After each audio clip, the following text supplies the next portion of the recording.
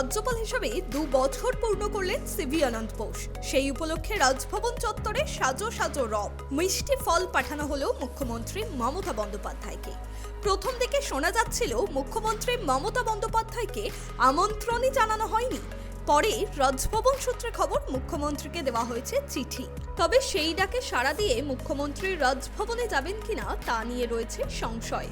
প্রসঙ্গত সিভি আনন্দ বোসের বিরুদ্ধে রাজভবনেরই এক মহিলা কর্মী শ্লীলতাহানির অভিযোগ নিয়ে শোরগোল শুরু হওয়ার পর মুখ্যমন্ত্রী রাজভবনে যেতে আশঙ্কা প্রকাশ করেছিলেন। জানিয়েছিলেন রাজভবনে তিনি আর যাবেন না, কারণ সেখানে নারীদের নিরাপত্তা নেই।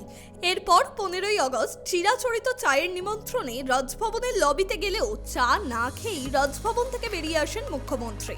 তারপর রাজভবনে আর যাননি মুখ্যমন্ত্রী মমতা বন্দ্যোপাধ্যায়। এখন দেখার দ্বিতীয় বর্ষপূর্তিতে সিভি আনন্দ বোসের চিঠিতে সাড়া দিয়ে মুখ্যমন্ত্রী রাজভবনে তার সঙ্গে দেখা করতে যান কিনা। It is all sweetness and light between us. We are both men of letters. Sir, please. এদিকে রাজ্যপালের কর্মসময়ের দ্বিতীয় বর্ষপূর্তি উপলক্ষে শনিবার দিন ভোর রাজভবনে অনুষ্ঠান পালিত হলো।